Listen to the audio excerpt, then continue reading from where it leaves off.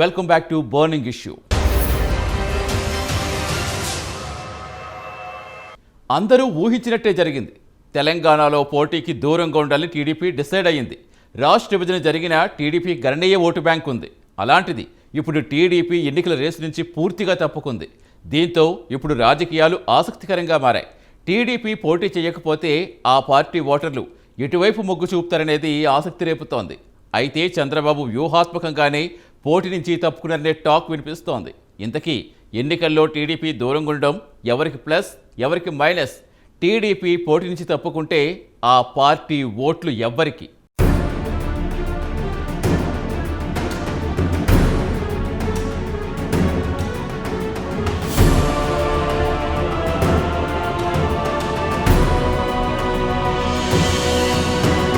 తెలంగాణలో ఎన్నికలు దగ్గర పడుతున్న కొద్దీ రాజకీయంగా ఆసక్తికర పరిణామాలు చోటు చేసుకుంటున్నాయి. మూడోసారి అధికారం కోసం బీఆర్ఎస్, అటు రాష్ట్ర ఆవిర్భావం తర్వాత తొలిసారి అధికారంలోకి రావాలని కాంగ్రెస్, బీజేపీ వ్యూహాలు రచిస్తున్నాయి. ఇక టీటీడీపీ కూడా పూర్వవైభవం కోసం పోటీలో ఉంటామని ఇప్పటివరకు చెబుతూ వచ్చింది. అయితే అనూహ్యంగా తెలంగాణ ఎన్నికలకు దూరంగా ఉంటున్నట్లు టీడీపీ ప్రకటించింది. ఈ ఎన్నికల్లో పోటీ చేయడం లేదని అధికారికంగా వెల్లడించింది. దీంతో ఇప్పుడు రాజకీయాలు ఆసక్తికరంగా మారాయి. టీడీపీ పోటీ చేయకపోతే ఆ పార్టీ ఓటర్లు ఎటువైపు మొగ్గు చూపుతారన్నది ఆసక్తి రేపుతోంది. వాస్తవానికి తెలంగాణలో టీడీపీకి ఇప్పటికీ బలమైన ఓటు బ్యాంక్ ఉంది. 2014 ఆ పార్టీ మల్కాజ్గిరి ఎంపీ స్థానంతో పాటు 15 ఎమ్మెల్యే సీట్లను గెలుచుకుంది. 2018లోనూ 2 ఎమ్మెల్యే సీట్లు గెలుచుకుంది. రంగారెడ్డి, నిజామాబాద్, ఖమ్మం, మహబూబ్ నగర్, హైదరాబాద్ వంటి ప్రాంతాల్లో ఆ పార్టీకి బలమైన ఓటు బ్యాంక్ ఉంది. అందుకే రాష్ట్ర విభజన జరిగినా తెలంగాణలో జరిగిన ప్రతి ఎన్నికల్లో తెలుగుదేశం పోటీ చేసింది. అయితే ప్రతి ఎన్నికల్లో కేసీఆర్ చంద్రబాబును ప్రచారాస్త్రంగా మార్చారు. చంద్రబాబును తెలంగాణ వ్యతిరేకిగా ముద్రవేసి 2014, 2018 ఎన్నికల్లో సెంటిమెంట్ రగిల్చడంలో కేసీఆర్ సక్సెస్ అయ్యారు. అయితే ఇప్పుడు అనూహ్యంగా ఈసారి ఎన్నికల్లో టీడీపీ పోటీ నుంచి తప్పుకోవడం చర్చనీయాంశంగా మారింది. దీని వెనుక చంద్రబాబు వ్యూహాత్మకంగా అడుగులు వేశారా అనే చర్చ జరుగుతోంది. వాస్తవానికి తెలంగాణలో ఈసారి అధికార బీఆర్ఎస్, కాంగ్రెస్, బీజేపీల మధ్య ట్రయాంగిల్ వార్ నెలకొంది. అధికార బీఆర్ఎస్పై వ్యతిరేకత వ్యక్తమవుతున్న తరుణంలో కాంగ్రెస్ పార్టీ దూకుడుగా ముందుకు వెళ్తోంది. కర్ణాటక ఎన్నికల తర్వాత ఆ పార్టీ అనూహ్యంగా పుంజుకుంది. ఇక బీజేపీ కూడా హంగు మీద ఆశలు పెట్టుకుని కింగ్ అవుదామని ఉవ్విళ్లూరుతోంది. ఈ తరుణంలో టీడీపీ పోటీ చేస్తే ఓట్లయితే సాధిస్తుంది, కానీ సీట్లు సాధించే అవకాశాలు తక్కువగా కనబడుతున్నాయని విశ్లేషకులు అంటున్నారు. అందుకే చంద్రబాబు టీడీపీని పోటీ చేయకుండా నియంత్రించారన్న ప్రచారం జరుగుతోంది. పైగా తెలంగాణలో ఓటమి ఎదురైతే ఆ ప్రభావం ఏపీ ఎన్నికలపై పడే ఛాన్స్ కనిపిస్తోంది. అందుకే మూల్యం చెల్లించుకోకుండా ఉండేందుకు చంద్రబాబు ఈ నిర్ణయానికి వచ్చినట్టు చెబుతున్నారు. అయితే చంద్రబాబు తీసుకున్న ఈ నిర్ణయం ఎవరి కోసమన్న టాక్ నడుస్తోంది. ఇప్పటికే చంద్రబాబు 50 రోజులుగా రాజమండ్రి సెంట్రల్ జైల్లో రిమాండ్ ఖైదీగా ఉన్నారు. న్యాయస్థానాల్లో ఊరట దక్కడం లేదు. అటు బీజేపీ అధినేతలు సైతం అరెస్టు వెనుక ఉన్నారన్న ప్రచారం జరుగుతోంది. ఇటువంటి పరిస్థితుల్లో తెలంగాణలో ఎన్నికలు జరుగుతుండడం, టీడీపీ వెనక్కి తగ్గడంపై రకరకాల ఊహాగానాలు వ్యక్తమవుతున్నాయి. కొద్ది రోజుల కిందట బీజేపీ అగ్రనేత అమిత్ షాతో లోకేష్ సమావేశం కావడం, బీజేపీ కోసమే చంద్రబాబు ఈ నిర్ణయం తీసుకున్నారా అనే సందేహాలు వ్యక్తమవుతున్నాయి. ఈ విషయంపై మాత్రం క్లారిటీ రావడం లేదు. మరోవైపు చంద్రబాబు అరెస్టు తెలంగాణలో ఖచ్చితంగా ప్రభావం చూపుతోంది. అన్ని రాజకీయ పక్షాలకు తెలుసు. గణనీయమైన సీట్లు తెచ్చే స్థితిలో తెలుగుదేశం పార్టీ లేకపోయినా ఆ పార్టీకి క్యాడర్ ఉంది. ఆపై కమ్మ సామాజిక వర్గంతో పాటు సెటిలర్స్ దన్ను ఉంది. అందుకే చంద్రబాబు అరెస్టు విషయంలో అధికార బీఆర్ఎస్ వెనక్కి తగ్గింది. బీజేపీ నేతలు సైతం అరెస్టు చేసిన తీరు తప్పుబట్టారు. అయితే చంద్రబాబు ఎవరికి మద్దతు ప్రకటిస్తారోనన్న సస్పెన్స్ మాత్రం ఇంతవరకు వీడడం లేదు. మరోవైపు తెలంగాణ ఎన్నికలు ఈసారి ప్రధాన పార్టీలకు అత్యంత ప్రతిష్టాత్మకంగా మారుతున్నాయి. నియోజకవర్గంలో ఏ ఒక్క ఓటును వదులుకోవడానికి పార్టీలు సిద్ధంగా లేవు. దీంతో తెలంగాణలో నివసిస్తున్న ఏపీకి చెందిన సెటిలర్ల ఓట్లు చాలా కీలకంగా మారుతున్నాయి. చంద్రబాబు అరెస్ట్ సెటిలర్ల ఓట్లపైన ఖచ్చితంగా ప్రభావం చూపుతుందనే టాక్ బలంగా వినిపిస్తోంది. బాబు అరెస్టు తర్వాత ఏపీకి చెందిన ఓటర్ల ఆలోచనపై ఆసక్తికర లెక్కలు బయటకు వస్తున్నాయి. సెటిలర్లు చంద్రబాబు అరెస్టుపైన ఆగ్రహంతో ఉన్నారని అటు సర్వేలు కూడా చెబుతున్నాయి. బాబు అరెస్ట్ అయినప్పటి నుంచి హైదరాబాద్లో సెటిలర్లు ధర్నాలు చేస్తూనే ఉన్నారు.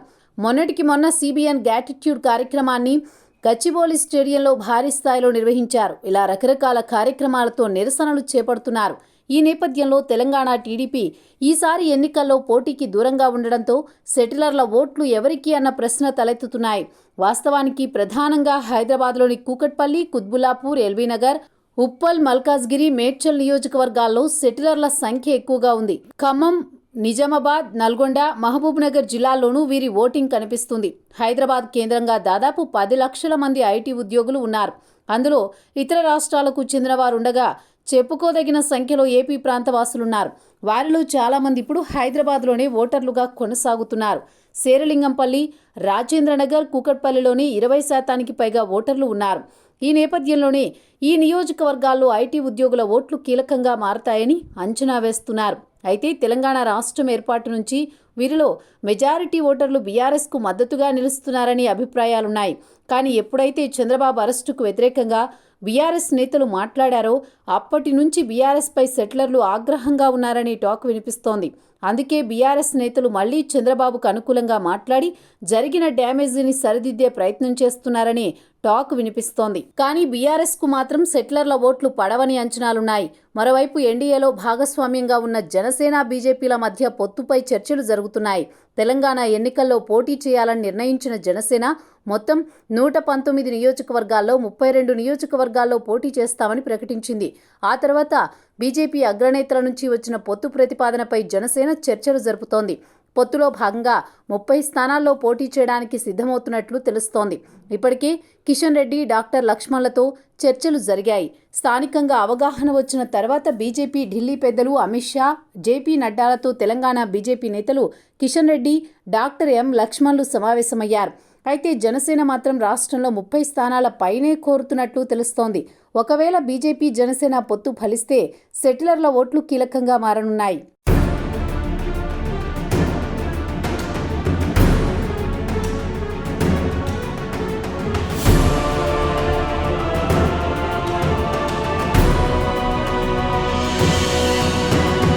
వాస్తవానికి 2018లో ప్రభుత్వాన్ని రద్దు చేసి ముందస్తుకు వెళ్లిన కేసీఆర్కు అనుకోని వరంగా మారారు చంద్రబాబు.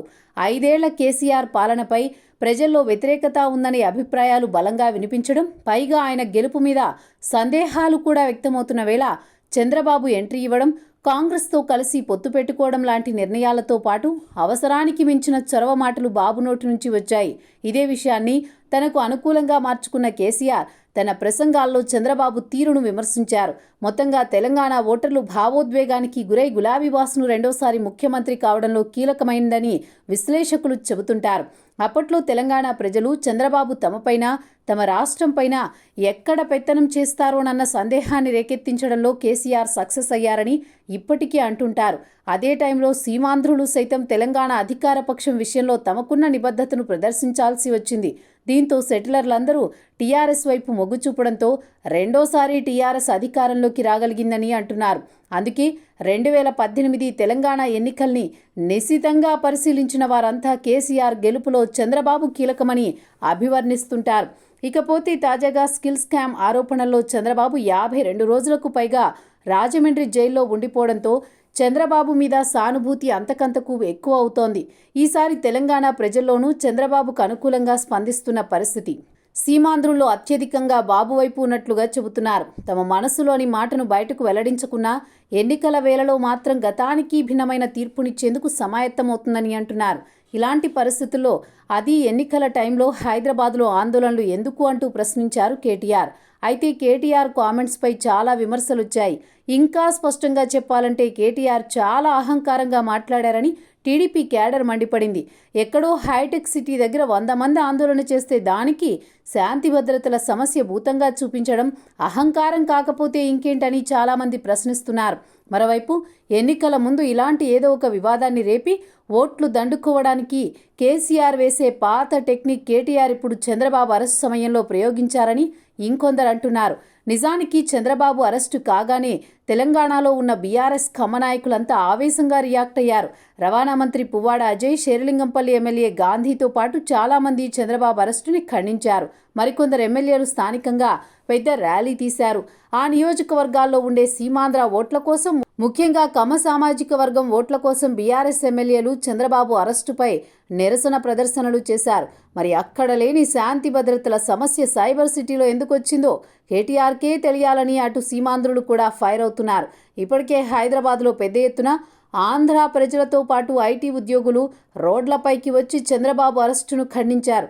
అలాగే రేవంత్ రెడ్డితో పాటు పలువురు కాంగ్రెస్ నేతలు సైతం చంద్రబాబు అరెస్టును ఖండిస్తూ చంద్రబాబు కోసం తెలంగాణలో నిరసన చేస్తున్న వారిని పోలీసులు అడ్డుకోవడాన్ని ఖండించారు. ఇది ఎక్కడ బీఆర్ఎస్కు వ్యతిరేకంగా వస్తుందో అని బీఆర్ఎస్ నేతలు ఇప్పుడు చంద్రబాబు అరెస్టును ఖండించారని, ఇదంతా కూడా ఆంధ్ర ఓటర్లను ఆకట్టుకునే భాగంలోనిదే అని చాలామంది మాట్లాడుకుంటున్నారు.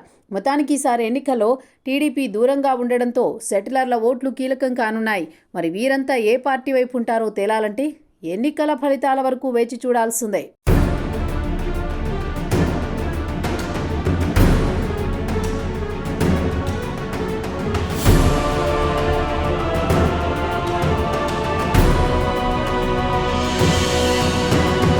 ఇది ఇవాల్టి బర్నింగ్ ఇష్యూ. తిరిగి మరో ఇష్యూతో మళ్ళీ కలుద్దాం. అంతవరకు సెలవు. నమస్తే.